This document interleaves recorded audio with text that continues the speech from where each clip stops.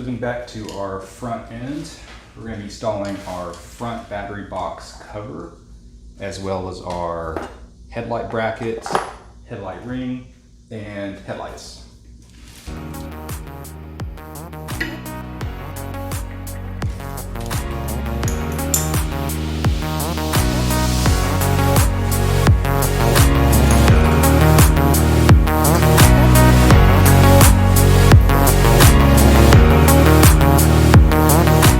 Alright guys, just want to give you a quick update of where we're at with our stock Honda Ruckus.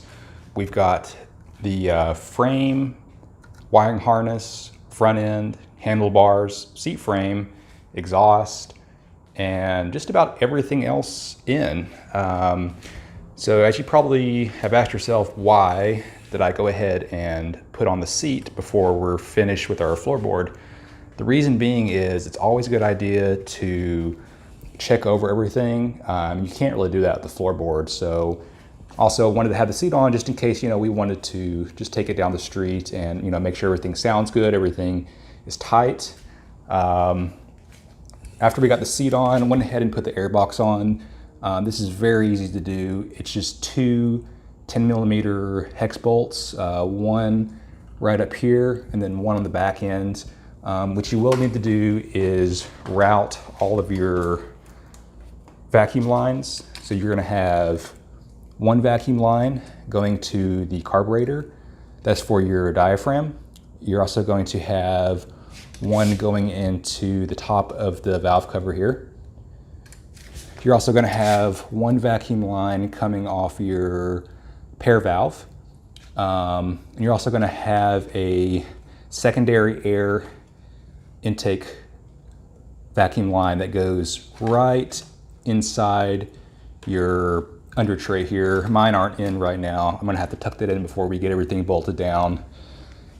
You're also gonna have one vacuum line going to your PCV valve up top. And that should be about it. We verified that we have our coil wires all hooked up good, they're clean. You also have your stator and engine control components is there as well. And we went ahead and left off the CVT cover as well. We're just going to make sure that the variator is traveling the full length through its path, and that we don't have any issues there as well. All right, front end looks good. Handlebars look good. We did have to replace the battery. Found out that the battery that we had was completely dead. These batteries do not last very long. I'd say probably a few years at the most, especially if they're sitting for a while. If you do have a dead battery, you might notice that you'll hear a clicking noise and you'll think, oh, it might be your starter relay. Well, 95% of the time, it's actually gonna be your battery.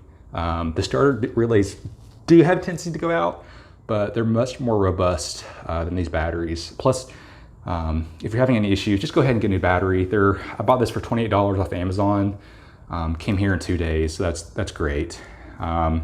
If you do have any issues where you think your wiring harness might not be set up correctly, you have this loose blue with white tracer and a red cap here. This is your diagnostics port. So what you're gonna do is jump this to your positive terminal battery cable. And what that's gonna do is allow you to turn everything on, and the computer will check itself out. Headlights will come on as well, tail lights, everything will come on. In about 10 to 15 seconds, you'll see a flash of the headlights. So they'll off and then right back on. That's the computer telling you that, hey, everything's all right. So that's give you a little bit of peace of mind if you got all this put together and you're not having any cranking.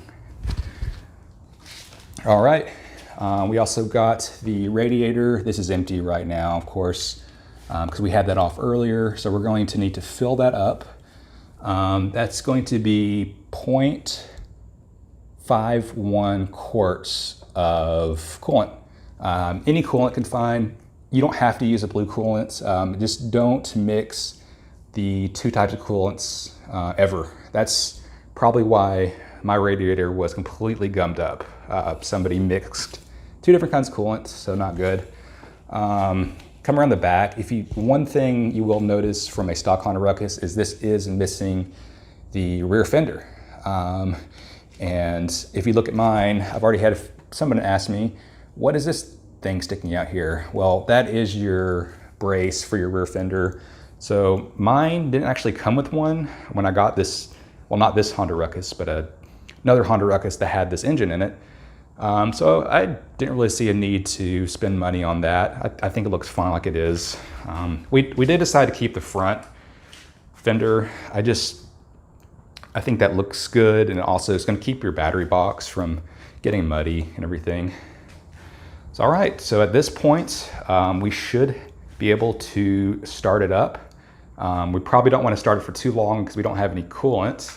We also don't have our air box put together, so it might run a little rough. Another thing to note if you are starting up this engine and it's been sitting for a while, there's a tendency that the engine could be tight. You might want to spray some lubricant down into the cylinder through the spark plug hole. That just gives you a little bit more lubricant so in case your rings are dried up. So if you come to the left side here on the carburetor, I know you're not gonna be able to see this, but there is an air to idle ratio screw. It's right on the left side in the bottom left corner of your carburetor. Before you start cranking on this, and you might be thinking you're not getting any fuel, you want to make sure that is turned 2 1/4 turned out. So you're going to have to screw it all the way in first, and then 2 1/4 turns out. That is a good starting point. Once we get it started, we are going to aim for 2,000 RPMs. Once we're close to 2,000 RPMs or at 2,000 RPMs, then you can adjust your air to idle, or your air to fuel mixture screw. So what you want to do there is make sure that your RPMs are as high as possible with that screw. You do not want to go too many turns out. If you're going over, I'd say more than the 3 turns out, you need to move up a jet size. All right, I think we're at a good point now that we can try to crank over this engine. So first of all, we're going to make sure our brake is on. So the left brake locks here. Ignition on position. You'll hear your fuel pump clicking about 10 to 12 times. That's good. If you did install a clear fuel line, you should be able to see some bubbles coming up because these lines are full of air, so you should definitely have lots of air in there. That's normal. You might want to turn it off and on a few times and make sure you're getting fuel all the way up to the carburetor. Otherwise, you're going to be cranking with an empty carburetor bowl. All right, so we got our brake on, key on. Let's start it up.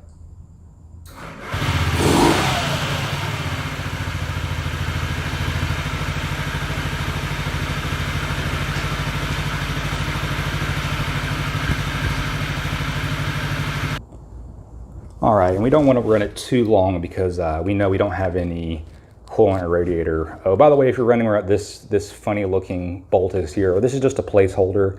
For these custom bushings here, for some reason, the bolt that came with mine was a little bit too short. The Ruck Shop, they make grid products, but I don't know what happened there. It could have been my mount was bent or something. So I do have a longer, I think it's an 80 millimeter bolt coming from fasteners.com. So that's just a placeholder here. We're not gonna ride it like this. This is just to keep the engine together onto the frame. So let's put in, I got 0.51-ish quarts measured out here. We're just gonna pour as much as we can. I know we're not gonna be able to take it all. After we have this almost topped off, we're actually gonna tilt the bike up to try to get some flow into the water pump right over here.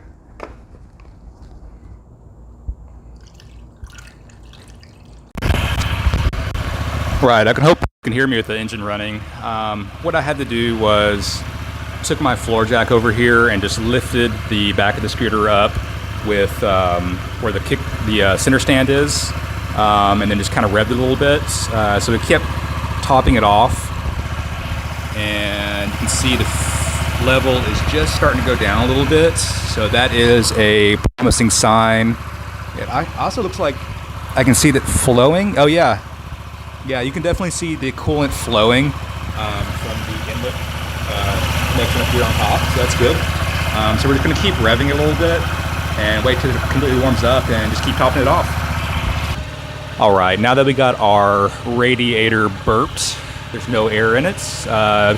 While the engine's running, it's figured might as well go ahead and come over here and check out our CVT setup. Remember, we have our Dr. Pulley 5-gram sliders, NCY variator, and NCY dry face, and stock clutch. I also have the Gates belt on there. So let's go ahead and rev it up, and let's see that belt slide up and down our variator.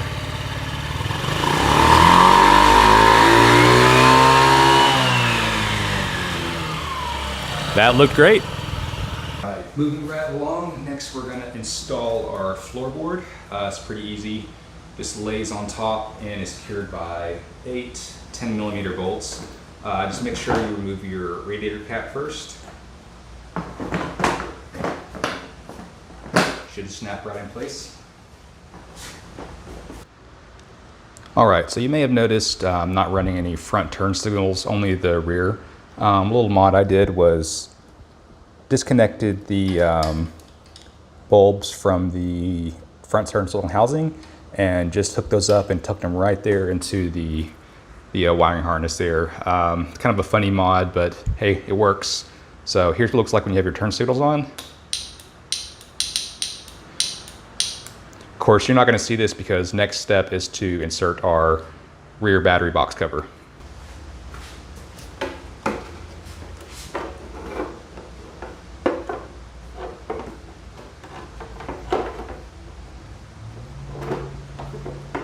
All right, guys, check it out. We are all done with our build. If you're familiar with the Honda Ruckuses, this is basically what they look like stock. Only modifications we have visibly are the LED headlights, and we're also not running a rear fender. But other than that, this is a completely stock bike. Let's fire it up real quick. Starts over on the first turn. All right, guys, if you're ready, let's take this for a ride. All right, guys, we got our Honda Ruckus out here all warmed up and ready to go. So let's get on it. We got our GPS going up here. That's just to verify our speed. These speedometers are pretty accurate. I haven't had an issue. They seem to be spot on with what the GPS was saying. I also got a tachometer down here. You're probably not gonna be able to read that while I'm riding. I just want to check if we are bouncing off a rev limiter or not, which on the way over here we were, so we need to make some adjustments later, but let's get on it.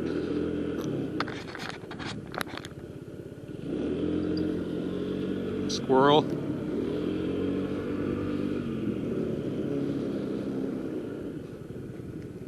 All right, so with these little 50cc's, you need to really be careful where you're riding. This road is some pretty fast traffic, so just be extra cautious where you're going. These things top out about 40, I'm gonna say 40 miles per hour stock. I know Honda says 43. It's kind of hard to believe on a completely stock Ruckus. So on the way over here, I was getting about 38. I think that's the top speed right now, 38 miles an hour. Obviously, I was hoping for a little bit more. I thought the NCY variator and dry face and the Dr. Pulley weight, the 5-gram Dr. Pulley weights, I thought those would help out. But really, it seems just like feels pretty stock. I will say the NCY variator is a lot smoother, especially because my old variator was very worn, so it was very jerky, rough. Another thing to keep in mind is you need to treat your throttle as an on and off switch. What I mean by that is you need to be at full throttle or no throttle. Right now I'm at full throttle, just cruising along. We're at 31. I've got, like I said, gotten it up to 38, but you really got to wind it out.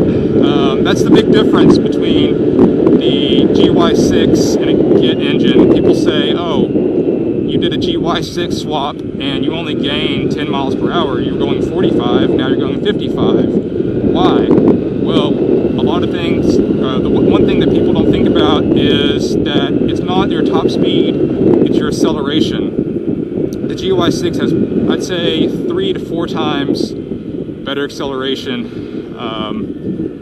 This is just like, you gotta let it wind out. Really let it wind out. Like right here, I'm not even gonna be able to hit my top speed. Well, one, for there's traffic in front of me. Two is there's just too many turns, too many speed bumps that I cannot get up to my top speed right here.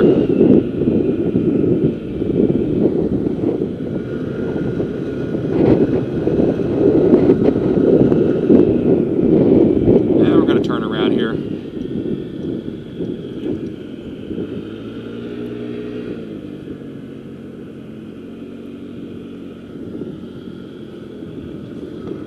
If you are thinking about getting a Honda Ruckus, I would highly recommend one.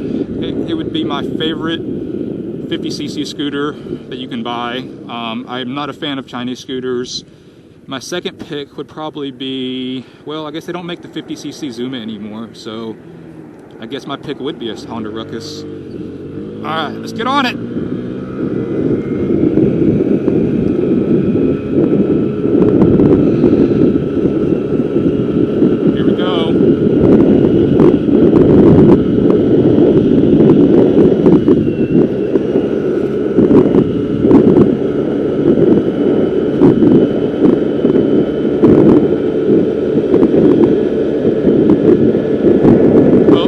Rev limiter, 35, we hit the rev limiter. I think when I was going 38, my top speed, I was probably going a little bit slightly downhill. That's probably my rev limiter didn't hit as early as it did just then. So I guess for flats, we're looking at about 35. You might be okay with that. I like to see a little bit more top end speed.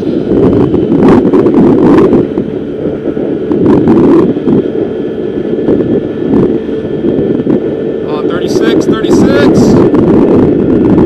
Gonna have to tug for 36. Oh, there we go.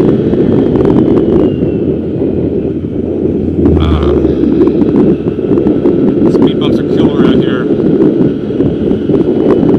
If you watch my GY6 video, they're a lot more punishing on the GY, or the low-down, I forgot what brand they are, the low-down shocks that I have on my GY6 swapped Ruckus. But these are actually not bad. I don't know if people complain that the suspension's not good on these, but really, I don't really see a problem with it. I mean, it's a 50cc scooter. I don't expect it to have, you know, some bagger suspension on it or anything. All right, come on.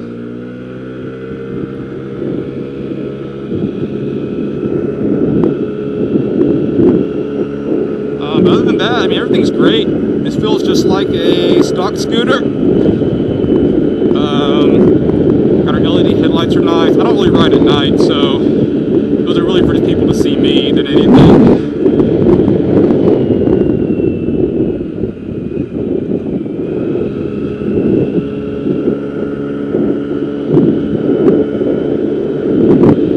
It feels great. I like those frame bushings. They seem to be, let's see here. Yeah, I can feel them. It's definitely stiffer on the rear end. If somebody got on this and didn't know it, they probably wouldn't have any idea. But I'm telling you, they do make a difference. So I would say that the NCY variator, NCY drive face, and and even I would say even the Dr. Pulley sliders, those are not performance upgrades.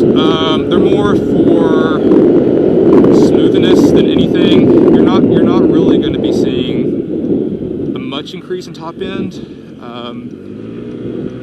You might with the sliders. Some people might. I for one just didn't really see much any improvement. This engine, I remember when I had it in a my last Honda Ruckus, which is now the GY6 Ruckus. It was, yeah, I was getting about 38, about the same top end speed. So we're gonna have to play around with that some. I do have some goodies that we're gonna be bringing out soon. We're gonna do some couple upgrades to this scooter and hopefully get a little bit higher top speed.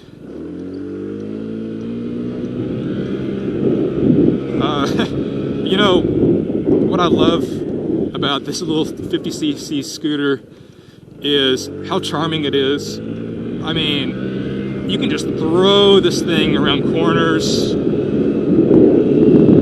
You can really just get on it. Full throttle right now. I'm basically full throttle all the time, like I said.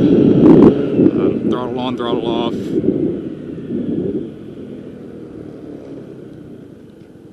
But yeah, this thing, you can just throw it around and not really care. Even if you're a new rider, you can get on this thing and you can just get on it and go. 5 minutes, you'll have a blast on this.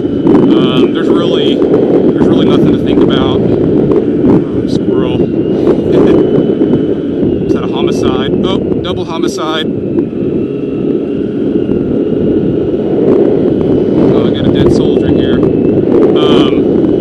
But it's just charming. There's no clutch, obviously. It's a CVT transmission. It's so easy to ride. Comfy seat. You got room for your feet down here. You know, no clutch or anything. Your brakes are up top. Just makes it just like riding a bicycle, really. So yeah, I would definitely highly recommend anyone who's thinking about getting one of these to get one.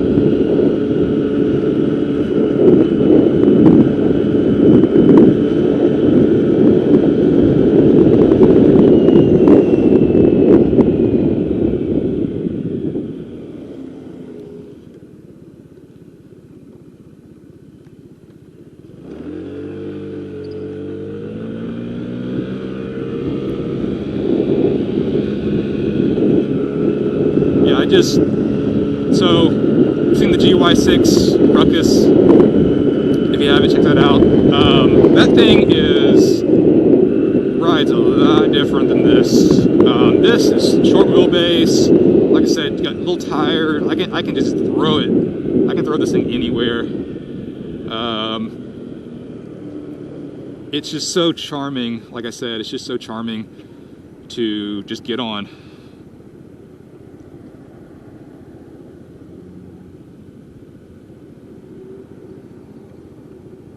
Mirrors got hit, apparently.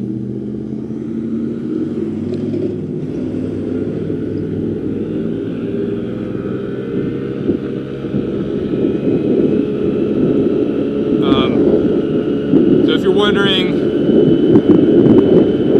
where you might be riding something like this, I would say look around, because this kind of city, suburban area is the perfect place to ride a scooter.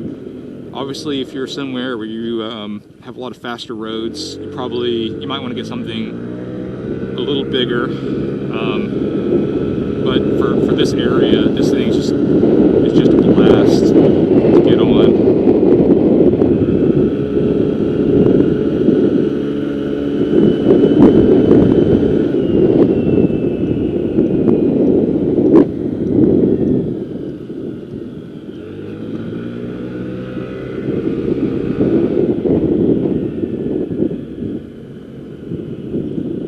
Alright guys, I think that's going to wrap up our build series here. I hope you guys enjoyed the videos. I know I had a blast building this thing, just taking a bunch of parts and building a completely new, I won't say completely new, but almost new scooter. Guys, please like and subscribe if you like the video, and I'll catch you next time.